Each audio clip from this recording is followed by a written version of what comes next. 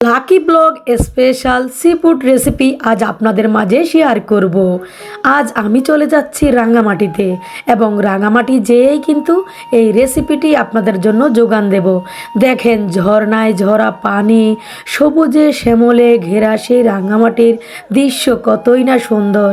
আর ঝর্ণার পানি গোসল করতেই যেন মন টানলো, খেতে চাইলো সি ফুড।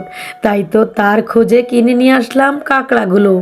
মা তো পরম যত্নে সেই কাঁকড়াগুলোকে কেটে ধুয়ে পরিষ্কার করে দিলেন। বিসমিল্লাহির রহমানির রহিম। আসসালামু আলাইকুম। সবাই কেমন আছেন? আশা করছি সবাই অনেক বেশি ভালো আছেন। কাঁকড়াগুলো কাটতে যেয়ে নাজেহাল অবস্থা। একে তো জীবিত কাঁকড়া, তারপরে সবগুলো ঢেলে দিতেই যেন তারা খুশিতে নাচতে নাচতে আবারও পানিতে চলে যাচ্ছিল। তখনই আবার খাবলে ধরে তাদেরকে টেনে নিয়ে আসলাম। আনার পরেই কিন্তু একেবারে কেটে নিচ্ছি সুন্দর করে। মা তার সহজ সরল হাতে আমার জন্য সেই কাঁকড়াগুলোকে কেটে একেবারে সুন্দর করে পরিষ্কার করে দিচ্ছে। দেখেন কত পরম যত্নে মা কেটে দিল, সাথে মাছগুলো কেটে দিল। আর ভাবি তার সরলতার হাত দিয়ে আমাকে সেই কাঁকড়াগুলো পানির স্বচ্ছ পানি, দেখেন কত দারুণ স্বচ্ছ পানি দিয়ে ভাবি ধুয়ে পরিষ্কার করে নিচ্ছে। এবারে কাঁকড়াগুলো আমি চট্টগ্রামে নিয়ে আসার পালা। চট্টগ্রাম আনলেই তো যোগান দিতে পারবো সেই মশলাগুলো যেগুলো গ্রামেই পাওয়া যায় না। যেমন ভুট্টা এখন কিন্তু গ্রামে পাওয়া যায় না, পাওয়া যায় শহরে। আর সি ফুড রান্না করতে কি কি মশলা লাগে সব কিছু আজ আমি আপনাদেরকে সহজে বলে দেব। প্রথমে তেল দিলাম, পেঁয়াজ কুচি, আদা রসুনের পেস্ট, হলুদের গুঁড়া, মরিচের গুঁড়া, জিরার গুঁড়া, ধনিয়ার গুঁড়া, দিলাম সামান্য পানি। একটু নেড়েচেড়ে কষে আসতেই দারুণ ফ্লেভার পাচ্ছি। এবার দিচ্ছি আমার হাতে তৈরি করা sweet chilli sauce. Chilli sauce দেওয়ার পরে এবার আমরা যেটা দিলাম সেটা তো দেখে অবশ্যই বুঝলেন। এবার দিয়ে ভালো করে কষিয়ে নিচ্ছি।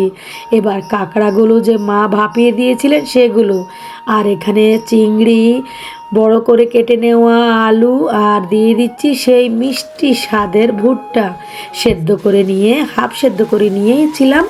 সেগুলো সব উপকরণ একসাথে মিশিয়ে এবার নেড়ে চেড়ে আমি ভালো করে এটাকে কষিয়ে নিচ্ছি। এতে বেশি পানি দিতে হবে না, অল্প পরিমাণ পানি দিয়েই ঢেকে দেব। বন্ধুরা, আমি চট্টগ্রাম থেকে, আপনারা কোন জেলা থেকে ভিডিওটা দেখছেন অবশ্যই কমেন্ট করবেন যেন ধন্যবাদটুকু দিতে পারি। ইউটিউব থেকে দেখলে এই লোভনীয় সি ফুডের রেসিপিটি অবশ্যই চ্যানেলটিকে সাবস্ক্রাইব করে ভিডিওটা সেভ করে রাখবেন। পরবর্তীতে যখন তৈরি করবেন একেবারে বাসায় থাকা উপকরণগুলো দিয়েই তৈরি করে নিতে পারবেন এই লোভনীয় সি ফুড রেসিপি। এটা কিনতে গেলে অনেক টাকা গুনতে হবে বন্ধুরা, আর বাসায় কত যত্নে আমি তৈরি করে ফেললাম এই লোভনীয় রেসিপি, তাই না?